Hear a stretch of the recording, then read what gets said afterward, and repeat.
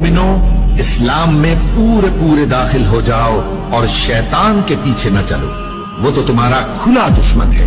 پھر اگر تم احکام روشن پہنچ جانے کے بعد لڑکھڑا جاؤ تو جان رکھو کہ اللہ غالب ہے، حکمت والا ہے۔ کیا یہ لوگ اسی بات کے منتظر ہیں کہ ان پر اللہ کا عذاب بادل کے سائبانوں میں آ نازل ہو اور فرشتے بھی اتر آئیں اور کام تمام کر دیا جائے؟